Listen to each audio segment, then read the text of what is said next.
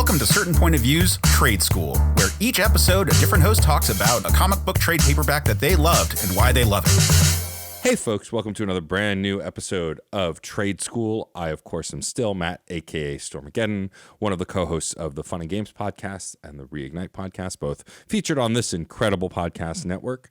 I'm so thankful to Case for having me back. And since in my first episode for this series, I talked a lot about how much I love Scott Pilgrim and how much those books mean to me, it only makes sense that I pick another book by the incredible Bryan Lee O'Malley, but one that I read fairly recently. I recently guested on the Gaming and Collecting podcast. Shout out Bill. It's a great show, and they cover a wide range of stuff from video games to comic books to pop culture stuff, movies.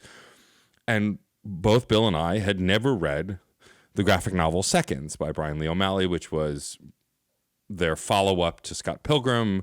It came out in 2014, the original edition at least. And we both decided, well, the way we'll get quote-unquote homework done is if we do it for the podcast. And so we did it for that podcast. I'll send it to Case so Case can link it in the show notes down below. But this got me to read something that I'd had a copy of for many years but never got around to reading, and it instantly became one of my favorite comic books, I think, of all time. One of my favorite graphic novels of all time. Like, I might like it more than Scott Pilgrim. It's hard to say because they're very different, but there are some related through lines. And so Seconds is a graphic novel written and drawn by the incredible Bryan Lee O'Malley. And the story follows Katie Clay, who's the head chef of a prospering restaurant named Seconds.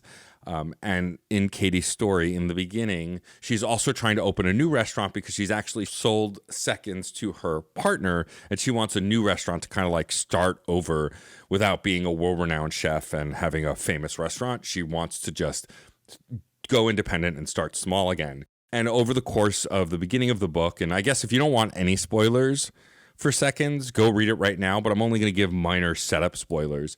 And so Katie is finding that she has a lot of problems as she's trying to launch this restaurant. She's encountering conflict. She's runs into her ex, who shows up at the restaurant kind of unannounced. And she discovers through this seemingly ethereal being, Liz, who just kind of starts showing up in her room, this white-haired girl, that she also gains access to this small cauldron filled with mushrooms. And it has instructions about if you take one and write something in this book, it will reset that moment. You can kind of fix problems, try again. It's a time loop kind of thing. And so Katie engages in this, and it seems to fix her problems, at least on the short scale, after a horrible accident and injury happens to a quiet waitress within her restaurant named Hazel. And what's to follow after this, because I don't want to spoil the whole story, is Katie going on this journey trying to fix her problems before they start, and the kinds of things that happen when you try to erase your past. It's very much a time loop story. It's very much a kind of time and space, timey-wimey story, but it also has the kind of conceits that Scott Pilgrim has, in the sense that this world is just matter of fact, and the things that are happening, they become pretty believable pretty quick. And it explores the story in a really interesting way. I was sucked into it. I've said in many places, a reader who struggles to read. It's probably some kind of relation with just not being able to focus on stuff for a long time, or where my hyperfocus lands. But reading books, even graphic novels, my mind tends to wander. But with Seconds, I was locked in. I read it over the course of 2 days, which might seem like a long time for some people, but for me, like, I was just locked in and couldn't put it down. I was obsessed with Katie. I also really like slice of life stories. I think I talked about this in the first episode, but I know I've definitely talked about this with Case. Shout out to Case, the creator of this series. I like superhero books, but I think slice of life stuff, manga and graphic novels especially, tend to pull me in more. It's why I like the stories that some of my favorites are, like the Matt Fraction Hawkeye run, is because it's just as much about the action in that run as it is the moment-to-moment Clint Barton is kind of a jackass storyline and trying to get through these day-to-day challenges along with Kate. And so I really like a story like this, and it's got an incredible cast of characters.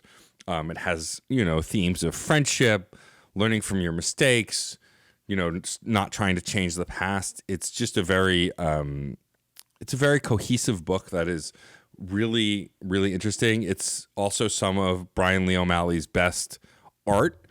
Like, there are a ton of cameos of Scott Pilgrim characters and inside jokes that come back. It's really a love letter to fans of that series who want something new and something a little different. And it comes in one hardcover. I think there's a paperback version maybe now also. It's relatively inexpensive. And again, I think it's absolutely something worth reading. I'm a huge fan of Bryan Lee O'Malley, and I will laud their work till the end of time. I'm absolutely ecstatic about Scott Pilgrim EX, the first original new, actually not first original new, the next original new storyline in the Scott Pilgrim world, but it's all a video game.